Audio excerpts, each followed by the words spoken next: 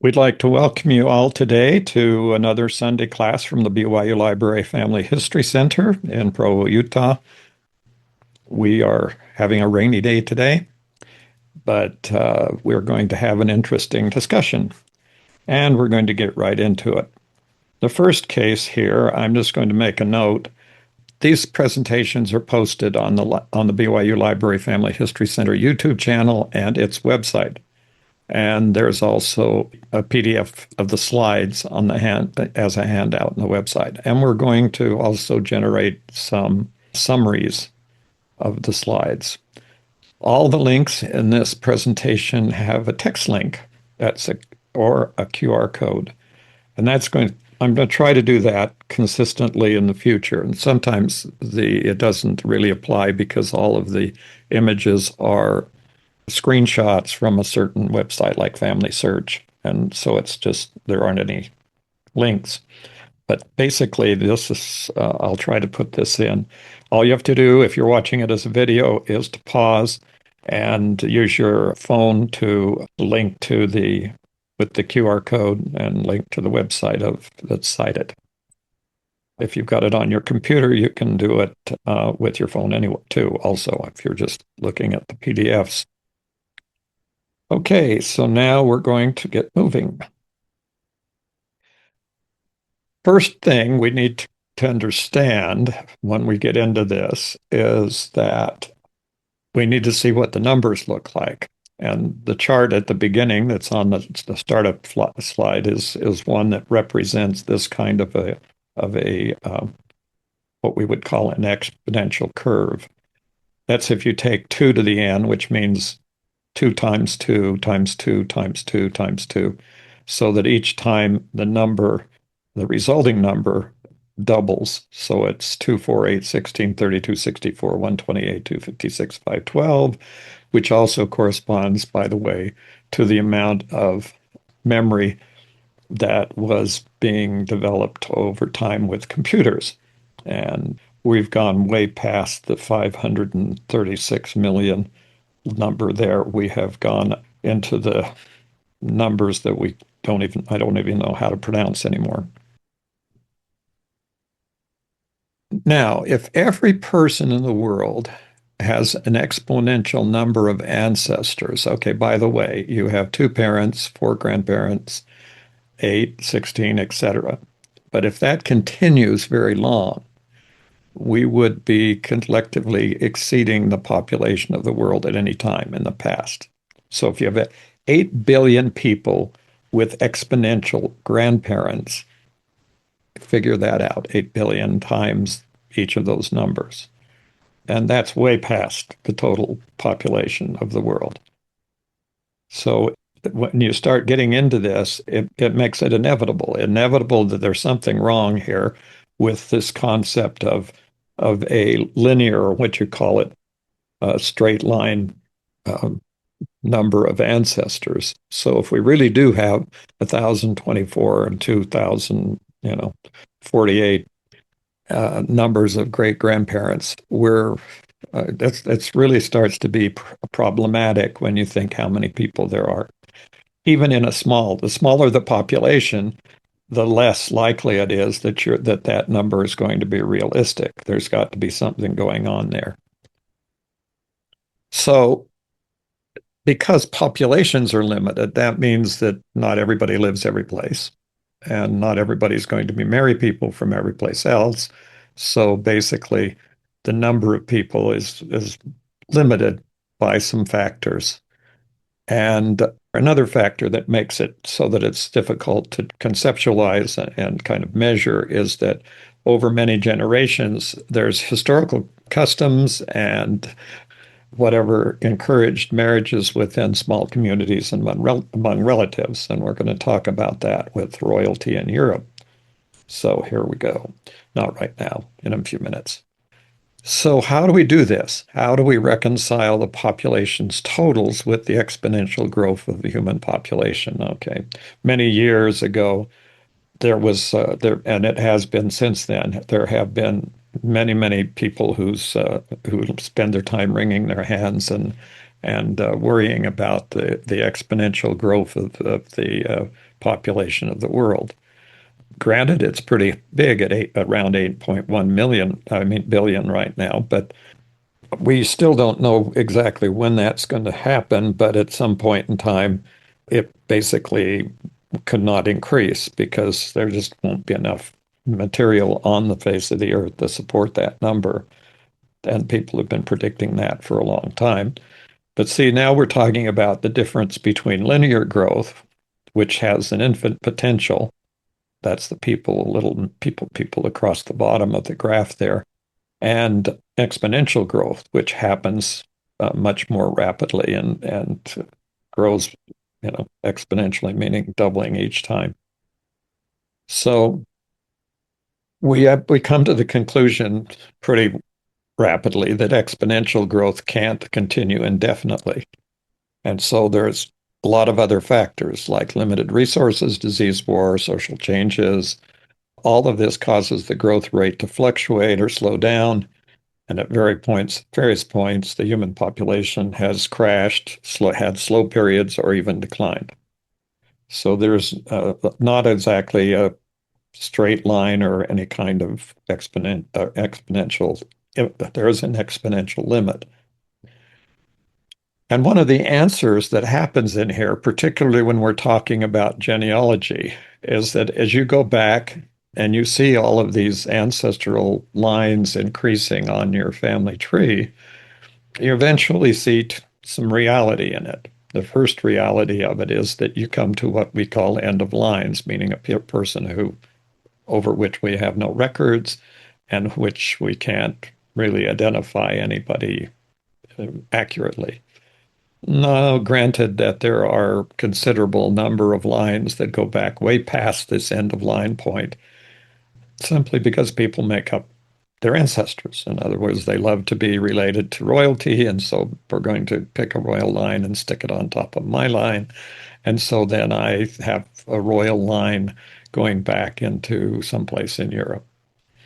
Unfortunately, there's no support for that. There's no historical support. There's no sources. There's nothing you can cite that jumps the barrier of this end of line person who is without sources and without any kind of accurate records that would establish who or he or she's parents are. So basically, we have the lines going back sort of collapse in together. And then the major problem here is we have a reduced genetic diversity. Now, even if you want to go back to some of the theories that there were various different groups of humans that evolved, the pedigree collapse has already erased, and either their lines disappeared or they're no longer present. And they're all present today in the general population of the entire world, where we all share DNA. Now, pedigree collapse is aimed at something that is even different than this problem of the exponential collapse. Pedigree collapse is where a person's family tree has fewer unique ancestors than the number predicted by any kind of tree. In other words, you may have in your particular part of the overall human family tree, you may think you have 1,024 unique ancestors, but your number may be somewhat less than that. And the reason why that is because relatives marry cousins, and they cause the ancestors to appear multiple times in the family tree. Maybe your parents are cousins, and if that's the case, if they've ever had anybody back in their lines that crossed, then they're cousins. One thing we can do fairly simply today is look at a big family tree like Family Search Family Tree, and you can look at a number of programs. One of them is called Relatives Around Me, and there's a couple of others. What they do is they go into the family tree and they calculate if you are related with any one person. And I can say from having had that taken that looked at the program when I've had a group of people, is that I have found it's very, very common for me to have a relative in a big group, or even many relatives in a big group, and even many relatives in a small group, simply because of what we have here, and that's called intermarriage. So all these people are my cousins, and it turns out that if we go back far enough, my wife and I are cousins. So inevitably back there, we've had two of our relatives marry each other, and their children were became us. Okay, so in this case, it's possible that two siblings marry another set of siblings, and this is referred to as double cousins. So that means you have a brother and a sister who marry a brother and a sister, or whatever. So the collapse part of it is what's kind of interesting and hard, a little bit hard to understand. But the first cousins have just one pair of grandparents. That's two people. But when you have doubled cousins, and if you think of doubled cousins as being kind of the extreme example of just marrying a cousin, the same thing applies. In other words, if you marry one of your cousins, even if it's a third or fourth or fifth cousin, that begins the process of pedigree collapse. So if the double cousins who are related through both their father's and mother's sides, the count of unique individuals in their grandparent and great grandparent generations decreases. And that's basically caused the family tree to reduce in numbers on some of those lines because you merge into one line going back instead of two or four or eight or whatever number, depending on how many cousins get married. So what happens here, and just kind of a preview, is that this particular scenario is not even unique. It's fairly common. And because it occurs in almost any small, fairly closed community, if we're talking about going back in time into even places like England or whatever, but mainly Latin America, Africa, and any place in the world, what you're going to find are smaller communities where everybody intermarried. And so in a small community that like the one I grew up in for a few years, many, many people in the community, not just a few, but many of the people I was surrounded with were cousins in some way or another, and had all of the marriages and all of the been included, not just the ones that produced children. If all of the older people who got married or people who had married after for second marriages, it became even more likely that I would be considered to be a cousin. And so it was just common for me to realize it wasn't a distinction, in other words, between if a person was my cousin, that was just the fact that probably everybody there was my cousin. Now, one thing that kind of important in here is this what's called the most recent common ancestor, and that is kind of a jargon way, a technical way of referring to the most recent individual from whom two or more people have descended. And so basically, if you're going back to your most recent common ancestor, it depends on at which point the pedigree collapse begins. So if your parents were first cousins and or whatever, meaning that they married a child of their parents' uncles, or I mean their parents' siblings. So if your parents' siblings' children, if you marry those children, those are first cousins. Okay. So if you marry first cousin, the most common ancestor is going to be for any of those children, it's going to be the parents of those first cousins. So those are the way that works. And I really can't come up with any clear way of understanding it. But for any two individuals or groups, the most common recent common ancestor is the ancestor whose descendants include all those individuals and who lived more recently than any other shared ancestor. So basically, you're going back in time until you and your whoever it is you're being related to go back to that common ancestor, and that's called the most recent common ancestor. And the idea here is that most recent common ancestors in most of the societies around the world, or groups or cultural areas, we can think of them as countries or linguistic groups or whatever. Most recent common answer varies depending on the size of the group. So the fewer people that are in in that group of marriage, the more likely that that common ancestor is back very recently back in time.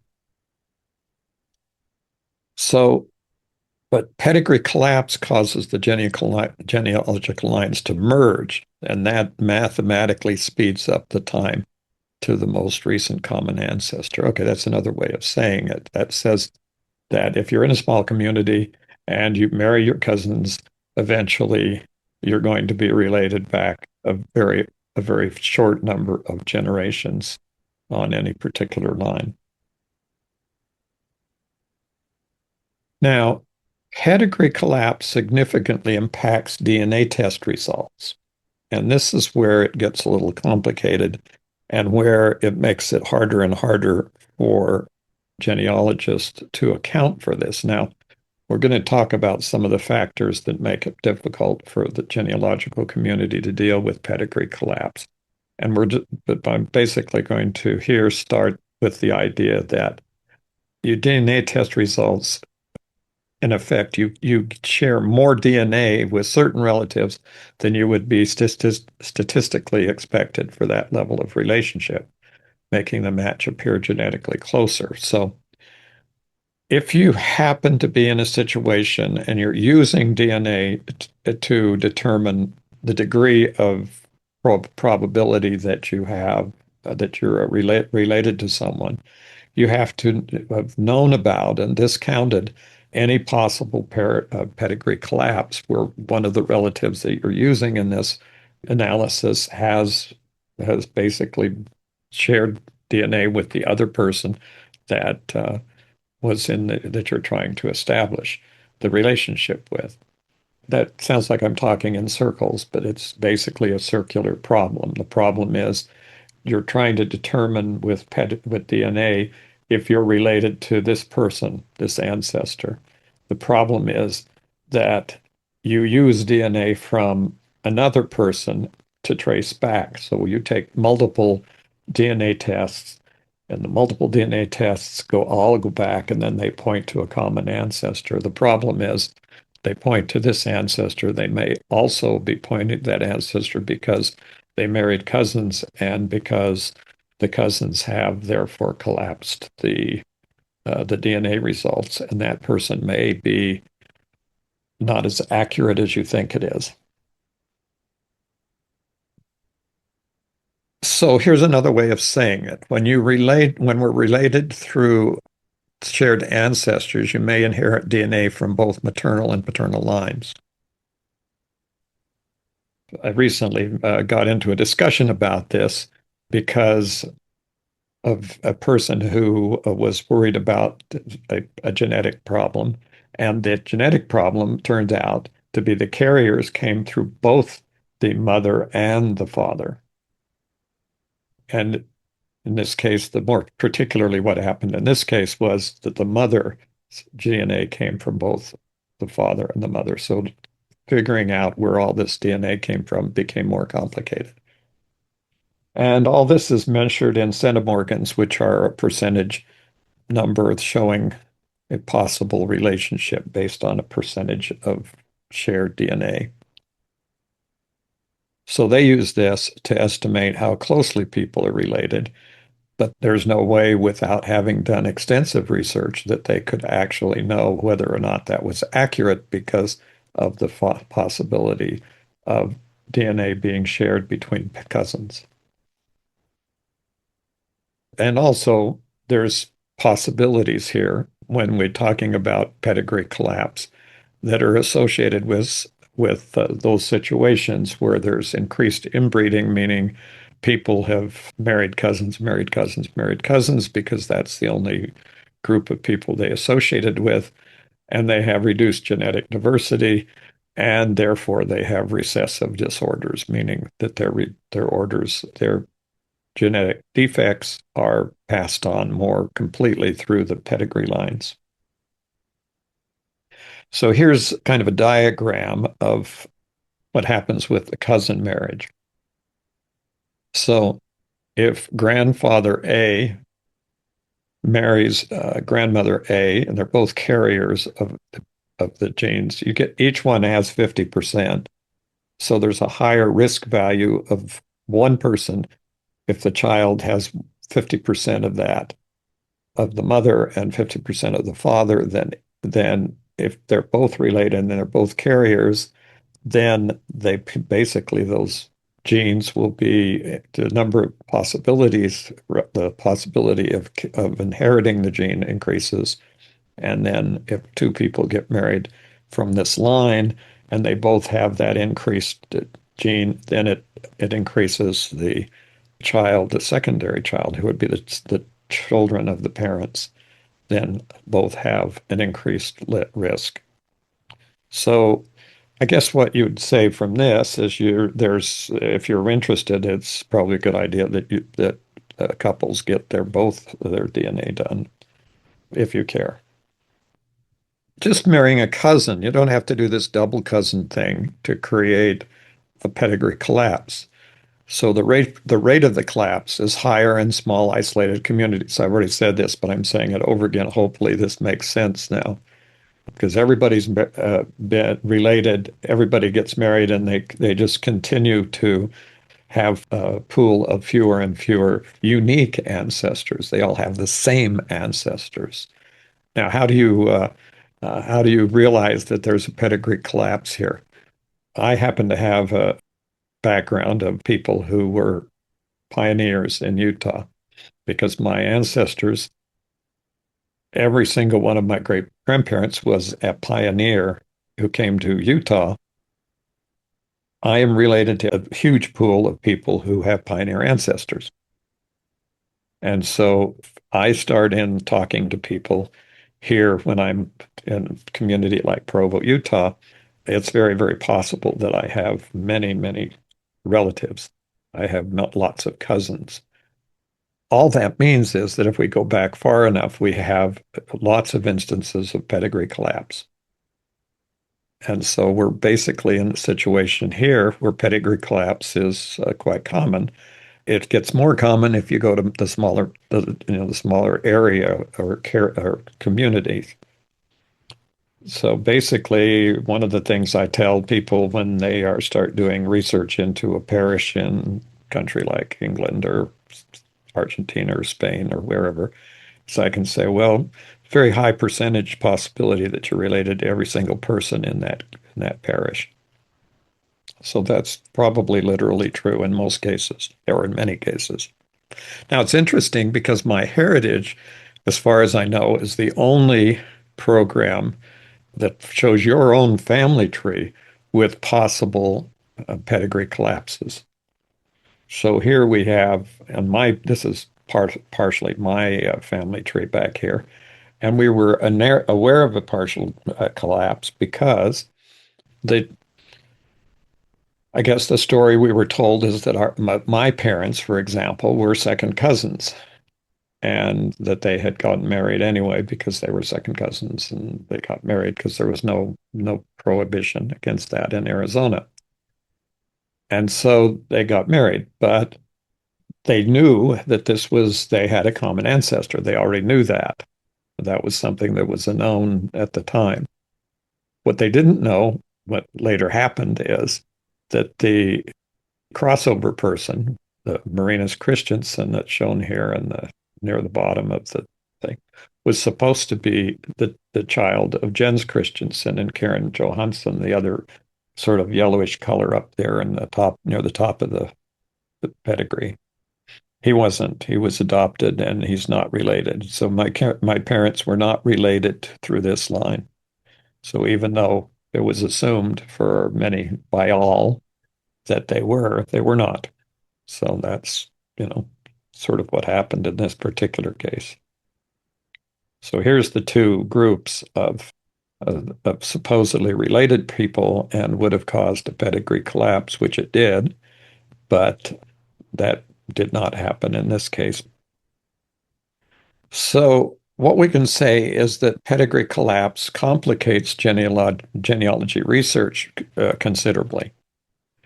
So it leads to fewer unique ancestors, with some appearing multiple times in your family tree. Now, one of the problems is just extremely apparent from working on one of the large online family tree programs. I'm not discriminating against any of them, is that they do not adequately provide a way to show this pedigree collapse when we have people back there, unless you happen to realize that you're doing people with the same name, and then you go back and you trace the lines and you figure out that this is where the crossover happened, and that you're now doing the line that you had already started. And here it turns out that this person you just found has two children, and you're related on different lines to that same two children.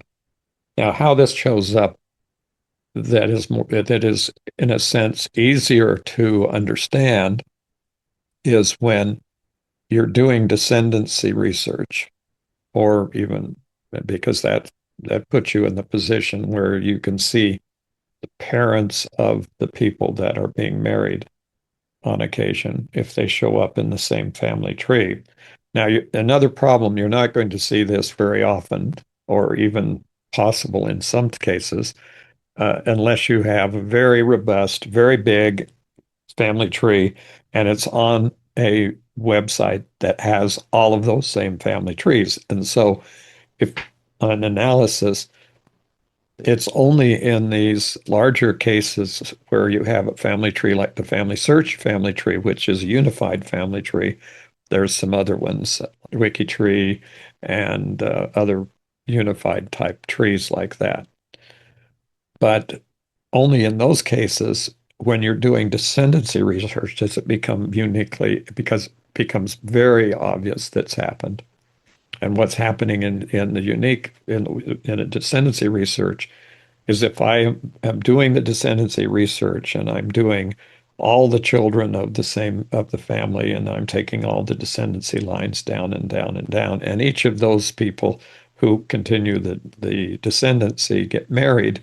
And then if I do take one more step and I find the parents of the spouse that's not in my direct line, and I look for the parents of the spouse, and then I identify the parents of the spouse in cases such as, and then in Family Search, which is a program that has this feature in it, you click on the parents now who have just been found in this descendancy. So let me just kind of start over to explain this. So I'm taking a remote ancestor, and I'm doing the descending research from that remote ancestor. And I do all the children, and then I do the grandchildren of that ancestor, and then the great grand, and all the way down up till the current time, whenever you decide to cut off the coming forward in time. And descendancy research in a lot of cases is easier than doing it back in time, because as you get closer to the present, you have more records to work with in most cases. So now you're working your way through this process, and you're next one down, the child, and you find the spouse of the child so that you can continue the descendancy. So all these on a standard pedigree coming down are the descendants of that remote ancestor that you've chosen. That person in that one remote ancestor is their great, great, great, or whichever grandparent. Now, for the spouse, there's nothing there that tells you that person is related. Perhaps you click on that person and on Family Search, and it shows out that they are related. The reason it's probably not related is because you haven't identified the parents. So now you go in and you identify the parents of that person, the spouse, either one, husband or wife, and then show my relationship that you'll find that person's related to you. Now, once you see that, then that means that someplace back there in both of those family trees, there's a situation of pedigree collapse because any of those children will now be descendant from parents that are related, that are cousins. Make sense? I don't know yet. But anyway, that's the way it's explained. So if you and your wife are cousins, your pedigree goes back to a common ancestor, the most recent common ancestor. And that means that if you continue to do your research past that person, in some parts of your family tree will start to duplicate. And they'll both have the same, and you'll both have the same people in your family tree. Okay, that may be the simplest way that I can state it. Now, shared DNA from a common ancestor through various lines becomes even more difficult to determine because thinking about how DNA works in today's society, and particularly here in the United States, you really don't have that many people that have had DNA tests compared to the total population. In addition, even of the people who have taken DNA tests, there's not that many of them that even have family trees, genealogically based family trees on some website. You only have to do this if you've had an ancestry, a DNA through MyHeritage or through Ancestry. All you have to do is just look at the number of relatives you have and see how many of them actually have their family tree on MyHeritage or on Ancestry.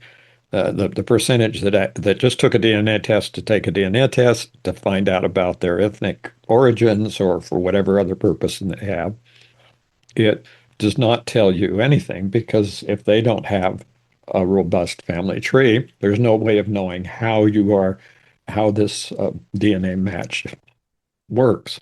All you know is their match. That doesn't come up with who is the most recent common ancestor or who is an ancestor at all. It doesn't because they don't tell you who they're related to. Their parents, their grandparents are not in there, or enough people are in their tree. So when you're working with DNA that has this possibility of a common ancestor, and that means you're into a pedigree collapse issue, then you're just not seeing it. And the only way you could see it is if you were doing with every DNA test, you were also doing the research on all those people. They're your cousins. You could technically justify that if you wish to just keep doing cousins, because by doing their DNA, doing their genealogical research, you're essentially working on your own line, your own pedigree line. Kind of a good argument there. I don't really advocate for anybody doing it, but if they really like to do genealogical research and they feel like they've burned out on their own lines, they can certainly find a way to justify going on all their DNA match lines. So here's what happens is that the repeated individuals in branches make tracing the lineage more difficult. It makes it more difficult from a DNA standpoint, but it also makes it more difficult because of a research point. The question you have, and I'll introduce this now, it really comes to the front and becomes a major issue that you may not be completely aware of with people who are kind of, let's say, obsessed with looking for royalty in their lines. They just want to trace it back to somebody who was a noble or royal in England or one of the places in Europe. So the question here is, why is that making it more difficult? Well, there's a very good reason for that. And we'll get to that in just a minute. And Unfortunately, genetically, this increases the chance of inheriting traits from both sides, raising the risk of recessive disorders and lowering genetic diversity.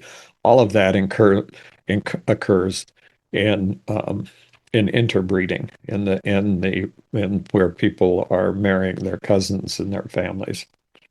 And as I mentioned at the beginning, there are cultural and traditional reasons why this occurs. They marry within the same religious group. They marry within the same cultural group. They define their cultural group as this group of people, and they determine in the way that they live that they are not going to marry outside of the group. It may also be a practical issue. If you go back before there was adequate transportation, back before the Industrial Revolution in around 1830 forward, then you are looking at a situation where people were always in the situation of marrying cousins because it was possible.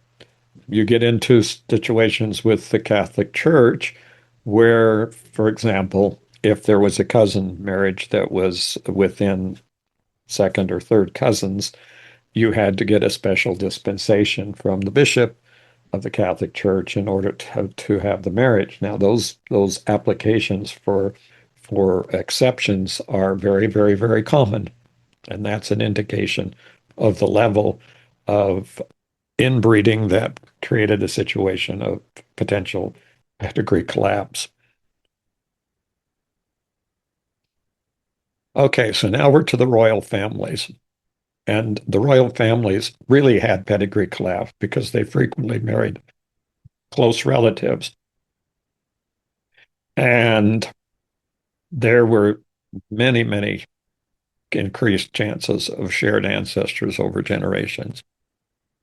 Now, there's some claims that anyone who came from Europe, if your ancestors came from Europe, there was a good chance that you're related on a royal family line. There are some who claim that everyone who has ancestors in Europe, including Great Britain and Scandinavia and Spain and Italy and every place, all have royal family lines someplace in their pedigree. I guess my editorial comment for the day is I don't know and have never had because I kind of have figured that out a long time ago. I figured out that that was probably, if not true, it was close to being true, that that the pedigrees are going to overlap and that there was really no, let's call it uniqueness or no great honor, you might say, of being descendant from some kind of royal family. It's so common and significant that many of the royals descend from the same ancestors, sometimes multiple times over just a few generations. And so basically that's the situation that we find ourselves in when we start doing research back into that area of time. I just might mention that there are what I would call exhaustive catalogs of all the known all the known royal and noble families of Europe. So doing research in any of the families of Europe, the nobles or royals, the difference between royalty and nobility is simply royalty means kings and queens, princes and princesses, etc. Nobility were people who were given special status, not because of birth, but because of whatever they did or however they became a person, usually a landowner or a very rich person. And that keeps going on today. Many prominent people have been knighted by the Queen in or King in Great Britain, for example. So this also creates a situation because you're basically moving out not into a direct line that takes you to Charlemagne, for example, or to some one of the European kings or whatever, queens, but you're actually getting into what you might call the giant, I would refer to it as the fire swamp, where you're actually related to everybody, and trying to figure out how all these people are related is a massive task, especially if you think you're related to any one of them and getting yourselves into this. So if you or your ancestors were born in Europe, it's highly likely that you have royal ancestors, especially from medieval times. Here's an example, the Habsburg dynasty of Charles II of Spain. Now, if you do Spanish history, like I took in school in the University of Utah, I did a lot of Spanish history because Spanish was my major. You realize that the extreme inbreeding, and there were multiple uncle-niece marriages and close relatives marrying. It only led to 32 unique ancestors in 6 generations. So instead of having all those different people going back 6 generations to into hundreds of relatives, there were only 32 of people who were on his family tree that he was descended from. And it contributed to Charles II's serious health problems. And Queen Victoria of England and Prince Albert were first cousins. And they hold, so their children only had 6 great grandparents instead of 8. And their descendants married other European royalties, increasing the interconnections and pedigree collapse among the nobility. So you can see that this is not a theoretical, but a very practical situation with considering any kind of a pedigree going back. Here's an example in the Dutch genealogy. Engelberta Harmina Rodrink, Rodrink of the Netherlands was born in 1850, and she descended from only 6 unique great-great-grandparents, due to multiple cousins' marriages, including her parents being double first cousins. Okay, so this is kind of the practical reality of getting yourself into the royal lines and trying to find your way through all of these related marriages. Here's one that's kind of unique, and we were trying to see how this worked, but they were called the blue Fugates. And the Fugate family, known for the genetic trait of blue skin, look it up. There's pictures. It's very interesting. I mean, it's dark blue. Is another example. This person, Mahala Ritchie, married Levi Fugate. And he was her third cousin through the Fugate line and a cousin through other related lines. So there'd been some interrelationship marriage in there. And so Luna Fugate, all of a sudden, a descendant, inherited the rare trait after generations of cousin marriages in this isolated community. So it's like you didn't realize you had this gene and you have a baby that is dark blue. Kind of an interesting situation there.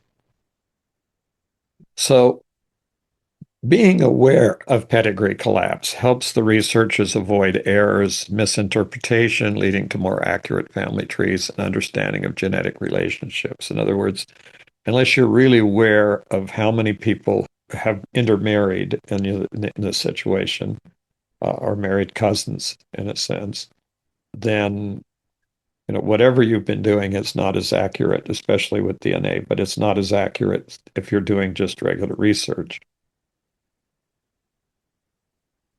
Now, this is the reality. The reality is that you're unlikely to detect pedigree collapse without an extensive, well-researched primary family tree.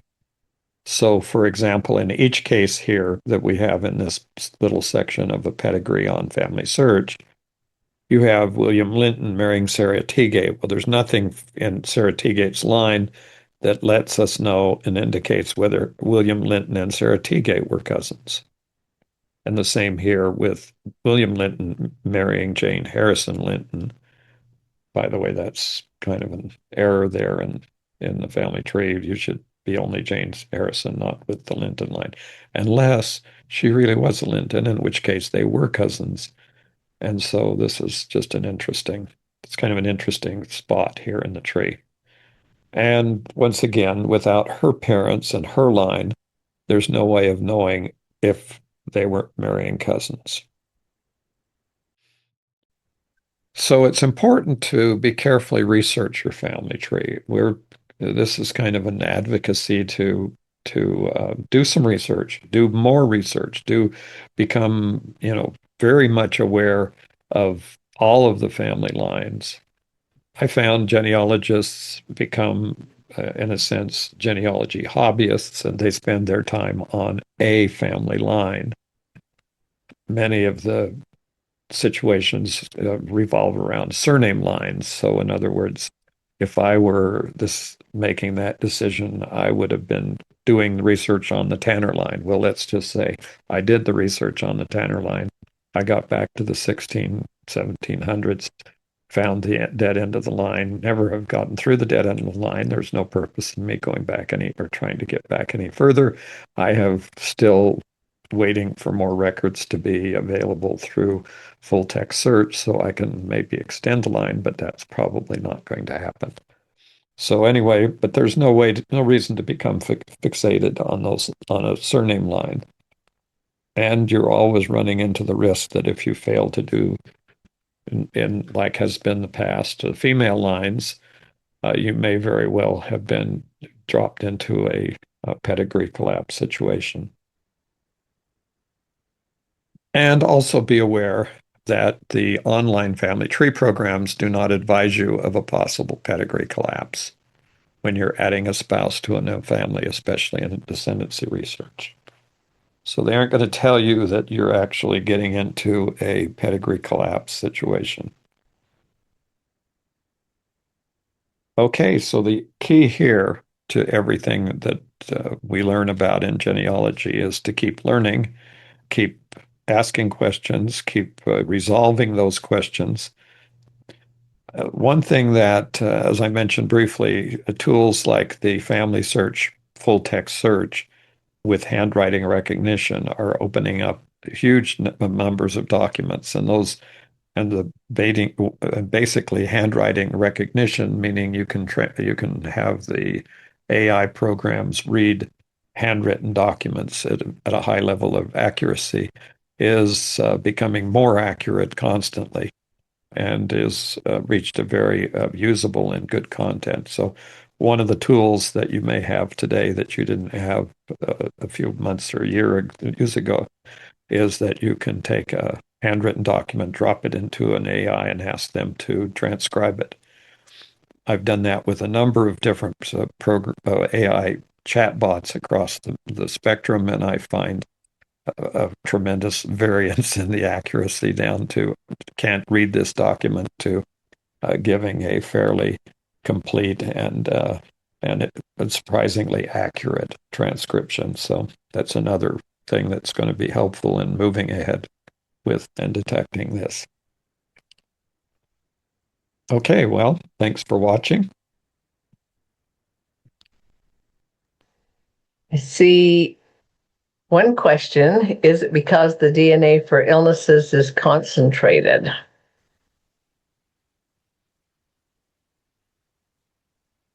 Well, with pedigree collapse, let's call it a work saver in a sense, meaning now that they're all related through the same lines, you don't have that many more ancestors to do. What I suspect out there is that many of the end of lines that we see from here in the United States that date back into Europe are going to be dating back into pedigree collapse lines, and they really do end. In other words, their parents were already in the family tree, and we already knew who they were, but we didn't know that we knew that their ancestors were the same.